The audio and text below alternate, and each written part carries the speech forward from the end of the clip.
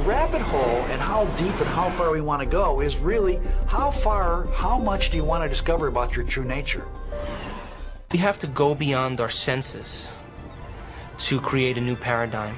It may very well be that what's going on inside of you, in your brain, in your nervous system, in your nature of observation, how memory works, how mind works, it may very well be that what is happening there is some kind of observer-matter interrelationship which is indeed making things real for you, affecting how you perceive reality. It's not changing the reality out there. It's, you know, you're not changing big chairs and big trucks and bulldozers and rockets taking off. You're not changing those, no.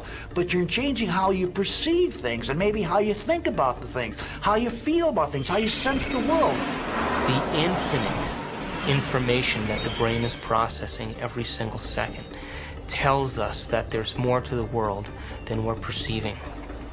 However, every single time we're immersed in an experience with our senses, seeing, smelling, tasting, feeling, as we're immersed centrally in our reality. We know nothing about reality, and all of our sense of so-called reality out there is filtered through our sense organs. The brain processes 400 billion bits of information a second, but we're only aware of 2,000 of those. That means that reality is happening in the brain all the time. Quantum mechanics is really the play and display of information, the play and display of potentiality, waves of information, waves of potential electron. And it's important, the word potential. This isn't the world of electrons, it's the world of potential electrons. But when you have to ask the question, waves of what, really? What is the field that is waving? Is it the ocean? No, it's a universal ocean, an ocean of pure potentiality, an ocean of abstract potential existence. We call it the unified field, or superstring field. And that's what we're made of. We were all taught in school that the world is made of stuff, of matter, of mass, of atoms. Atoms make up molecules, molecules make up materials, and everything is made of that. But atoms actually are mostly empty. For example, if this ball were the nucleus of an atom, a proton in a hydrogen atom, for example, then the electron circling this, which would describe the outer limits of that atom, would be out by that mountain over there, roughly 20 miles away. And everything in between is empty. In fact, the universe is mostly empty. However, when we go down in scale, in the emptiness, we eventually come to a level, the fundamental level of space-time geometry, the fine basement level of the universe, where there's information, there's a pattern. It's called the Planck scale, and it's the fabric of the universe. And at that level, there's information that's been there since the Big Bang. So most of the universe, even of matter, is actually empty. Most people think that the vacuum is empty. But for internal self-consistency of quantum mechanics and relativity theory, there is required to be the equivalent of 10 to the 94 grams of mass energy, each gram being E equals mc squared kind of energy. Now that's a huge number, but what does it mean practically? If I take the volume, or take the vacuum within a single hydrogen atom, that's about 10 to the minus 23 cubic centimeters. If I take that amount of vacuum, and I take the latent energy in that, there is 1 trillion times more energy there than in all of the mass of all of the stars and all of the planets out to 20 billion light years. That's big.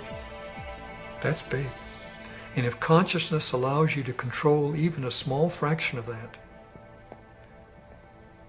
creating a Big Bang is no problem.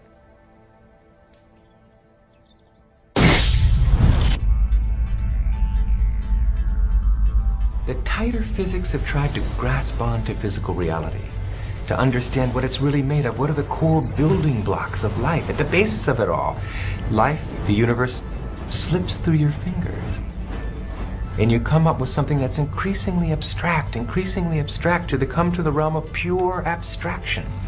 And that's what the unified field is. It's pure abstract potential, pure abstract being, pure abstract self-aware consciousness, which rises in waves of vibration to give rise to the particles, the people, everything we see in the vast universe.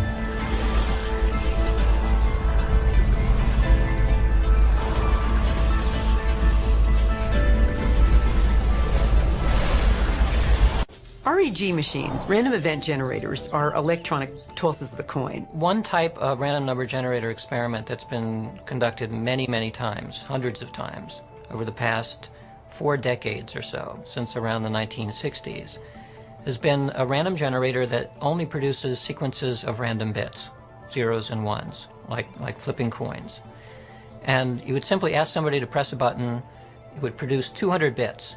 And you would ask them to say, well, try to make it produce more 1 bits than 0 bits. And when you take the entire body of literature, all of the hundreds of experiments that have been done, you can ask a single question. Did it matter that people were trying to push it towards ones or push it towards zeros? And the overall answer is yes, it does matter. That somehow intention is correlated with the operation, with the output of these random number generators, such that if you wish for more ones, somehow the generators produce more ones. There are even experiments now that you are seeing light flashes and your brain potentials picks up the signature of those light flashes, what is called evoked potential, that can be measured in an EEG machine connected to your brain.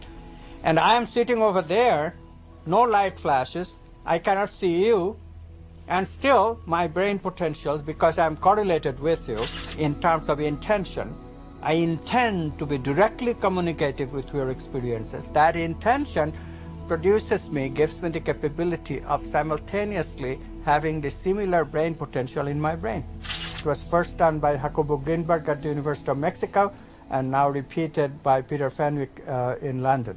We are running the holodeck.